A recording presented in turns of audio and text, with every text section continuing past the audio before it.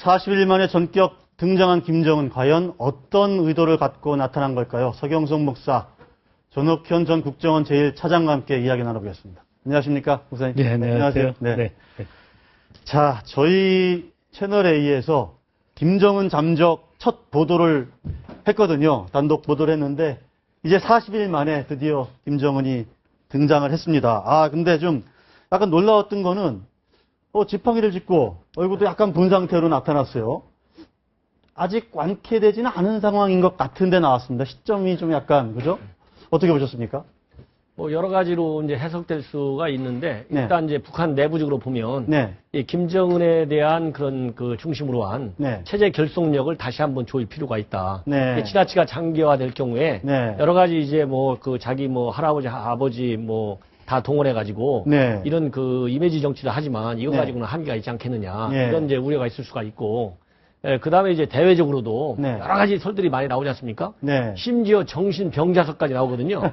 이건 실각설보다 더 나쁜 겁니다. 네. 실각하면 새로운 체제가 들어서 독재를 하든 뭘 하든 관계가 없는데. 멘탈 프로블럼, 네, 문제는 있다는 거죠. 네, 그것도 뭐 김정은 혼자 정신 그런 병력이 있는 게 아니라 네. 집안 내력에 정신병력이 있어갖고 문제다 이런 식까지 나오니까 네. 이거는 이 백두혈통의 뿌리부터 흔드는 거지 않습니까? 네. 이것만큼 제가 보기에는 굉장히 아픈 지적이 없다. 아. 예, 그리고 이제 이 남북 관계에 있어서도 네. 여러 가지 이제 해설이 나오지 않습니까? 그래서 이제 나오는데 남북 관계에 있어서도 이제 김정은이가 볼 때는 자기가 관리하고 싶은 일차적인 목표는 달성됐다 이렇게 봅니다. 네. 왜냐하면 첫 번째로 황병서 일행이 내려왔어요. 네. 황병서 일행이 내려가지고 2차 고위급 하겠다 이런 선물 좀 하는 거 하나 주고 갔지 않습니까? 네. 서울에서 뭐 상당한 기대를 했지 않습니까? 네. 정상회담 얘기까지 나오고 5.24 제재 조치를 해제되고 여당 핵심부 인사들이 막 목소리를 높이고 네. 이러니까 김정은이는 얼마나 만족스럽겠습니까? 네. 그런데다가 이제 NLL 경비정 총격 네. 또 대북 전단에 대한 포격 이런 예. 거 하니까 바로 거의 긴장이 딱 긴장이 고조되면서 이렇게 해서는 안 된다. 우리가 네. 대북 정책의 뭔가를 바꿔야 된다. 예. 이렇게 해가지고 급기야는 이제 5.24 제재 조치 문제도 정식으로 논의할 수 있다라고 대통령께서 말씀하시거든요. 근데 이거는 우리 통일부가 가지고 알겠습니다. 있는 기본 예. 노선의 일환입니다. 그렇지만은 김정은이가 볼 때는 대통령께서 말씀하신 거 이제 하나의 자기가 달성할 수 있는 목표는 달성됐다. 됐다. 그러니까 알겠습니다. 이제 지팡이라도 들고 빨리 나가보자 이렇게 된 것 같습니다. 서 목사님께서도, 그러니까 저도 지금 그 생각이 좀 듣긴 했습니다. 지금 말씀하신 대로 네. 어제 대통령이 상당히 길게 사실은 대화를 강조를 했어요. 예, 그러면서 5.24 조치 해제 문제도 남북 간에 풀어야 된다. 이렇게 딱 처음으로 언급한 다음 날 딱 나타났거든요. 어떻게 보십니까? 글쎄요, 저는 정치적으로 김정은이가 어떻게, 네. 정치적으로 했는지, 이거 제 전문가가 아니어가지고, 네. 그런 것까지 예단하고 추측하고 그러고 싶지는 않고요. 네. 저는 박근혜 대통령이, 5.24 조치를 해제를 논의할 수 있다라고 네. 하는 이야기를 한 거에 대해서 네. 박근혜 대통령이 좀 국민에게 분명히 할 점이 있다고 생각합니다. 아, 네. 그것이 5.24 조치 앞으로 해제를 향해서 가겠다는 건지 아니면은 5.24 그 규제의 그 원칙 예. 말하자면은 북한하고 대화하는 게 중요한 게 아니라 네. 북한이 변화하는 게 중요하다. 네. 다시는 그런 도발을 하지 않겠다라고 하는 약속을 받아내는 게 중요한데 네. 그 약속은 온데간데 없고 네. 무조건 대화만 하면은 중요하다 이렇게 생각하고 네. 5.24 조치가 대화의 걸림돌이니까 적당히 넘어가겠다. 네. 그런 거라고 한다면은 네. 나는 그거는 박근혜 대통령이 여태까지의 아주 기본 원칙, 네. 원칙은 뭐냐면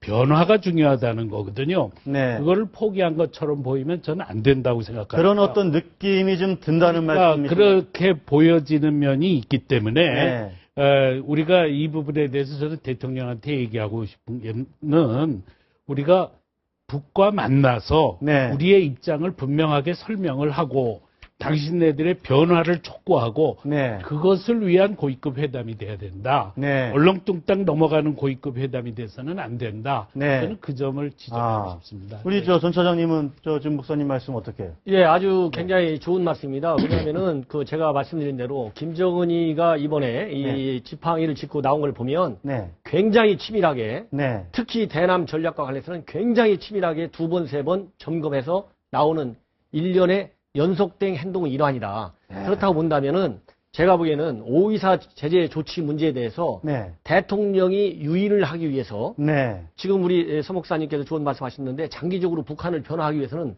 어떻든지 간에 대화를 해야 되지 않습니까? 그렇죠. 저도 5.24 제재 해제 문제를 계속 우리가 일방적으로 언론을 통해서만 요구할 게 아니고 이제는 당당하게 만나서 당신들이 천안함 폭침한 거 아니냐. 네. 사과해라 말이야. 이렇게 네. 적극적으로 설득과 종용과 압박을 해야 되거든요. 네. 이제 대통령께서는 제가 보기에는 그런 의미에서 해석하신 게 아니냐. 네. 그 틀 안에 들어오면 우리가 사과를 하고 재발 방지를 약속하고 네. 그리고 책임자를 처벌하면 해제하겠다는 게 기본 원칙이기 때문에 네. 그 원칙의 연속선상에서 나온 걸로 보지만 네. 김정은이나 그 측근 대남 인사들이 볼 적에는 그게 아니죠. 이거 우리가 이번에 가서 판 다 흔들어 놓으니까 저쪽에서 여당의 뭐 이제, 최근에 네. 제가 이름 안 돼도 다 알지 않습니까? 네. 그분들이 적극적으로 뭐 언론 매체 이 자리에 와서도 제가 인터뷰한 거 봤어요. 5.24 주치 해제라고 해제해야 된다고? 이인재 최고위원도 네. 얘기하고 네. 뭐 김태호 최고위원도 얘기하고 네. 뭐 나경원 의원은 껍데기가 벗겨야 된다고 얘기하고 껍데기만 나왔으니까 해제해야 된다 이런 얘기 네. 했는데 뭐 5개 중에 뭐 4개는 이미 풀린 거 아니냐. 그렇죠. 뭐. 예, 예, 예. 그런데 이런 분위기가 이번 1년에 네. 황병서 일행의 대남 방문, 네. 그 다음에 NLL 경비정 있기 전까지 네. 집중적으로 나왔거든요. 네. 그 연속 선상에서 대통령의 말씀이 그렇게 나왔기 때문에 네. 제나 서경석 목사님이 생각하시는 것처럼 장기적인 변화 유도 차원에서 일단 대화를 해서 토론을 하자. 네. 이런 그 순수한 취지의 말씀으로 안 받아들이고 네. 북한에서는 일단 자기한테 유리하게 받는 거죠. 그렇죠. 유리한테 받아가지고 몰고 가다가 네. 자기 마음에 안 들면 이거 또 틀고. 네. 또 틀고 네. 뛰쳐나가고 네. 이런 연출의 시나리오 중에 하나로 나왔다. 그래서 오늘 지팡이 들고 10 행사도 안 나왔지 않습니까? 그러니까 사실 오늘 나올 수 있으면 그때도 나오는 거죠. 그렇죠. 아니 우위성 과학자 지구 뭐 주택건설 아무리 자기가 지시했다고 하지만 그보다는 10세 행사가 공식성으로 보면 더 크거든요. 네. 이거 안 나오고 한 것은 대통령께서 오늘 출발하신 거 다 알았잖아요. 네. 통준위 회의도 어제 한다는 거 다 예고됐거든요. 네. 전단 뿌리는 것도 다 예고됐어요. 네. 모든 게 예고됐기 때문에 북한에서 다 점검 달력에다 똥을뱅이 치고 있습니다. 네. 그래서 아주 철저한 전략하에 나온 일련의 행동 시나리오다. 네. 그래서 이 지팡이를 짚고 나왔는데 그것도 동영상으로는 아직 안 보이고 네. 사진만으로 보여준다는 거 아니겠습니까? 얼마나 계획된 시나리오냐. 여기 그러니까요. 우리 이 의도를 우리가 간과해서는 안 된다. 잘 이런 읽어야 걸 된다. 생각했습니다. 예, 예. 저 사진 설마 뭐 저 사진까지 뭐 합성을 하거나 조작을 하거나 했을 거라고까지는 생각을 안 하겠습니다만 워낙 북한의 행동이 그동안 뭐 워낙 뭐 종잡을 수가 없기 때문에 일종의 뭐랄까 40일 동안 어떤 잠적은 했지만 정치를 한 것 같아요. 40일 동안 잠적 통치를 한 게 아니냐. 예. 남한을 향해서까지도 선전전을 한 게 아니냐. 이렇게도 볼 수 있지 않겠습니까? 예, 김정은이 뭐 40일 동안 잠적했다 그럴 때 별의별 이야기들이 많이 네. 나왔는데 저는 그것도 굉장히 섣부른 예단이었다 이렇게 생각을 합니다. 네. 북한은 완전히 김씨 왕조 체제거든요. 네. 뭐 40일이 아니라 뭐 70일까지 잠적하더라도 그 체제가 그렇게 쉽게 바뀌어질 수 있는 체제가 아니었다 이렇게 생각합니다. 네. 그래서 아마 김정은으로서는 네. 그동안의 이런 통치를 네. 계속 해왔고 김정은이가 전부 재가를 해서 모든 일들이 이루어졌다 이렇게 생각하고 네. 너무 그런 부분에 대해서 우리 언론이 호들갑을 떨지 않는 게 좋겠다 그렇게 생각합니다. 네. 관련해서 잠깐 그 얘기는 한번 여쭤보고 싶은데 지금 대북 전단을 예. 아까 좀 정치권에서 그런 얘기 또 많이 나오잖아요. 이게 남남 갈등을 북한이 조장한 성공했다 뭐 이런 얘기도 나오는데 총격을 네, 가하면서 네. 대북 전단을 보내지 말아야 된다. 네. 자제해야 된다 이런 얘기도 있고 네. 조용히라도 비공개로 보내야 된다 이런 얘기도 있고 어느 말이 맞겠습니까? 지금 저는요, 이 대북 전단 문제가 정말로 우리가 중요한 문제라고 생각합니다. 네. 지금은 요전번에 무슨 고위급 회담에 대해서 언론이 너무 호들갑을 떨어가지고요. 네. 그래서 국민들이 그 무슨 고위급 회담 꼭 해야 되겠다. 그런데 저 탈북자들이 저 전단 뿌리고 해가지고 저거 지장을 주고 저거 무산되면 걱정이 아니냐. 네. 그래가지고 부정적인 여론이 저는 지금 많은 걸로 보입니다. 네. 그런데 우리 국민이 아주 명확하게 인지해야 되는 거는 뭐냐면은 고위급 회담을 하게 된다면은 북한의 입장에서는 네. 자기네들의 체제 안정을 위해서 고위급 회담을 하는 겁니다. 그리고 지금 국제사회에서 완전히 고립돼 있기 때문에 네. 남한의 도움이라도 받기 위해서 그 사람들 고위급 회담을 하는 고위급 회담이 우리 남한에게 무슨 꼭 좋은 것도 아닙니다. 네, 그러니까 네. 고위급 회담에 대해서 너무 그렇게 뭐 과도한 기대를 그래서 고위급 회담이 되느냐 안 되느냐가 마치 판단의 기준이 되는 것처럼 네. 돼서는 안 된다는 겁니다. 네. 그러면은 우리가 대북 관계가 왜 이루어져야 되느냐, 네. 뭐를 우리가 추구해야 되느냐를 우리 다시 한번 짚어봐야 되는데요. 네. 하나는 물론 전쟁 방지입니다. 네. 한반도에서 다시 전쟁이 일어나면 안 되죠. 네. 정부는 그걸 위해서 한반도 평화를 관리해야 됩니다. 그게 하나의 원칙이지만 그것만이 아닙니다. 네. 북한의 이 네. 이거 말씀하시죠. 죄송합니다. 예. 제가 네. 네. 이거를 갖다가 네, 그냥 알겠습니다. 예. 예, 말씀하시죠. 예. 네. 그것뿐만 아니라 네. 북한을 변화시키는 것, 북한 인권을 개선하는 것, 이 두 가지가 동일하게 중요한 목표여야 된다는 거죠. 네. 그동안에 만약에 우리가 평화만 얘기하고 북한하고 남북 간의 갈등을 해소하는 문제만 관심을 갖는다는 건 뭐냐? 네. 북한 동포들의 참혹한 인권 유린을 외면하는 대가로 남한 사람의 생명과 재산과 안전을 북의 김정은으로부터 보장받겠다는 아주 이기적인 태도라는 거죠. 네. 그거는 우리가 옳은 방법이 아니라는 겁니다. 네. 그리고 그거는 옛날에 노무현 정부로 되돌아가는 걸 얘기합니다. 네. 그래서 비 맞추고 퍼주고 네. 그렇게 해가지고 그 결과가 북한 체제의 영속화로 가는 거거든요. 네. 그거는 지금 우리 정부의 우리 국민의 방향이 아닙니다. 네. 우리는 지금 통일을 향해서 가야 되는데 네. 그러려면 어떻게 되느냐? 북한이 변화해야 되고 북한 주민이 우리 국민의 세상 돌아가는 걸 다 잘 알아야 되는 거죠. 네. 예를 들면 동독만 하더라도 이 서방 TV를 다 봤기 때문에 자기네가 통일이 됐지. 북한은 완전히 폐쇄 사회 아닙니까? 그러니까는 탈북자들이 풍선을 통해서라도 이 실상을 전달하는 노력, 이건 진실을 너무나도 좀, 네. 소중한 거다. 물론 지금 이렇게 고위급 회담을 앞두고 있으면 방법이나 혹은 강도나 시기나 이런 거에 대해서 속도 조절을 할 필요는 그거는 있지만 네. 그러나 그거를 계속 해나가야 된다. 그걸 우리 국민이 알아야 된다. 그렇게 네. 생각합니다. 알겠습니다. 자, 전장님 지금 김정은이 돌아왔는데 네. 북한을 지금 그럼 어떻게 다시 정상적으로 업무를 복귀했다고 보십니까? 아니면 잠정적으로 급하니까 잠정적으로 복귀를 한 거다 이렇게 볼 수 있을까요? 제가 보기에는 이제 외형적으로 보면 네, 잠정적으로 복귀한 거라고 보지만 네, 내형적으로 보면 네. 정상적인 직무의 연속 손상에 있다. 아, 이렇게 해석하는 게 맞습니다. 네, 이 이제 치료를 받기 위해서 네, 40여일 이상 잠적한 거 이걸 갖다가 이 국정 수행이 잘 안 이루어진 거 아니냐 네. 이렇게 해서 해석하고 네. 북한의 이런 동향을 이해하는 것은 잘못됐다. 왜냐하면은 음. 김정은이의 지금 이제 치료는 네. 단순하게 현재까지로 알려진 바에 의하면 통치 행위에는 전혀 이상이 없는 외형적인 그런 발목 수술 네. 이 정도에 불과하거든요. 네. 그렇기 때문에 아무리 이제 이 치료가 오래 간다 하더라도 네. 정상적인 사고를 할 수 없는 그런 상황은 아니거든요. 네. 그렇기 때문에 직접 예를 들어서 보고서에다 대고 펜으로 새로운 지시를 내리지는 못할지라도 구두를 통해서라도 네. 아니면 서면으로 보고를 받고 지시하는 데는 아무런 지장이 없는 네. 그런 상황이기 때문에 국정의 운영의 방식에는 네. 전혀 차질이 없는 그런 상황이 연속되고 있다. 네, 저는 그렇게 봅니다. 그래서 그동안에 뭐 북한 권력 내부에 어떤 변동이 있거나 뭐 이런 얘기들이 많이 있었는데 계속 그건 아닐 거다라고 말씀을 하셨잖아요. 그렇죠. 예, 저는 예. 초지일관 네. 이번 건강 이상서를 가지고 이 발과 관련된 그 이상의 네. 어떤 통치행위에 영향을 정도의 중병으로 보고 북한을 바라보면서 해석하고 정부의 대응 방향을 제시하는 네. 이런 위험성에 대해서는 수차례 한번 지적한 바가 있죠. 어쨌든 황병서와 최룡해를 대동하고 갔다.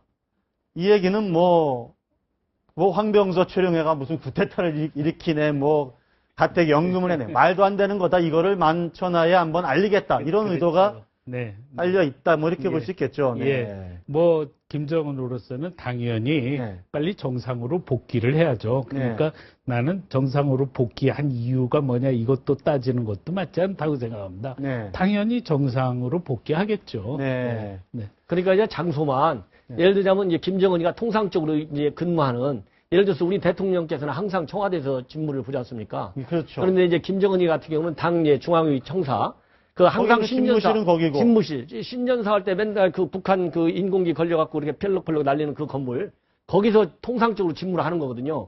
치료 때문에 잠시 최근에 우리 특각으로. 언론에 나오더라고 특각으로 옮겨가서 네. 이제 근무 장소만 바뀌었을 뿐이지 네. 모든 일상적인 국정 업무는 무슨 뭐 수상에 보고 있다. 자모산 특각은 뭐 지하에 다 이런 뭐 군 지휘소도 있고 뭐 예, 그게 왜냐면 예. 자모산 특각이 예. 뭐 특각이 여러 개가 있습니다만은 네. 위치로 보나 네. 내부 그 특각의 시설 규모로 보나 네. 가장 완벽한 비상근무할 수 있는 데예요. 네. 예, 그렇기 때문에 신변 보호도 받을 수 있고 왜냐하면 네. 지하 뭐 수십 메타 있기 때문에 밑에 지하 벙커가 뭐 있으니까. 이 웬만한 미사일로 포격을 해도 아무 네. 지장이 없거든요. 네. 예, 그렇기 때문에 신변 보호에도 아무 지장이 없고 음. 또 만약에 유사시에 네. 어떤 급변 사태가 났을 경우 국외로 탈출할 수 있는 순환비행장도 바로 옆에 있고 네. 예, 그리고 첨단 통신시설도 다 갖추고 있어가지고, 김정은이가 지휘하는데도 지장 없고, 네. 또 치료받는데도 지장이 없고, 네. 또 일시적으로 좀 휴식을 취할 수 있는 그런 시설도 완벽하게 갖춰 있기 때문에, 네. 거기로 장소만 옮겨서 일을 볼 뿐이지, 아. 통상적인 북한 그 정부를 네. 끌어나가는 데는 전혀 지장이 없다. 아, 저는 그렇게 그러면 해석을 합니다. 예. 계속 그 자모산 특각을 이용할 수도 있고 예. 아니면 평양 시내에 있는 뭐 관저가 여러 곳 있다면서요? 예, 그렇죠. 예. 여러 곳으로 평양 시내로 돌아올 수도 있고 예. 그거 조금 봐야겠네요. 그렇죠. 제가 보기에는 이제 이렇게 지팡이 짚는 모습까지 이렇게 급하게 네. 내려보낸 것으로 보면 네. 우리 대한민국에서 나오는 여러 가지 반응의 일정에 맞춰서 일정의 쇼를 한 것이고 네. 또 다시 우리 언론에서 얘기하듯이 잠적 정치를 더 할 가능성이 있다. 할 수도 있고 예. 아. 여러 가지 가능성이 있지만 그렇죠. 어떤 형태의 통치 행태를 보이든 간에 정상적인 직무를 수행하는 것은 맞다. 이렇게 네. 결론을 내리는 것이 좋을 것 같습니다. 북한 이른바 수령이라는 사람이 저렇게 지팡이를 짚고 나온 거는 사실은 본 적이 없거든요. 예전에 왜 김정일이 예. 뭐 좀 안 좋아가지고 팔을 못 쓰는 예. 모습은 예. 뭐 언론에 보도된 적은 예. 있는데 예. 저렇게 예. 지팡이를 짚고 나온 걸 보면 상당히 뭔가 급해서 나온 게 아니냐 이런 느낌은 가질 수가 있을 것 같아요. 글쎄 급한 거보다도요. 그 전에도 좀 쩔뚝거렸거든요. 네. 참 기가 막힌 거는 이제 30대 초반에 아주 젊은이가 네. 그렇게 자기 건강 관리를 하지 못하고 폭식을 하고 그래가지고 몸을 그렇게 만들었다는 거가 참 기가 막히죠. 더군다나 북한 동포들은 전부 굶주리고 있는 상황 속에서요. 네. 그래서 사실은 김정은이가 정말 지팡이 짚고 나왔다는 거는 참 기가 막힌 참 코미디라고 그럴까 뭐라 해야 될까 참 기가 막히는 일입니다. 네. 그러니까 이제 김정은이 성격 중에 네. 어렸을 때부터 성격 중에 네. 좀 예측이 불가능하고 돌발적이고 즉흥적이고 조금 비정상적인 측면이 많이 있다고 그러지 않습니까? 네. 바로 지팡이 짚고 느닷없이 십시행사에서 안 나타나면서 네. 이게 4일 지나가지고 나타나는 거 이게 바로 비정상적인 또 정치 행태의 하나다.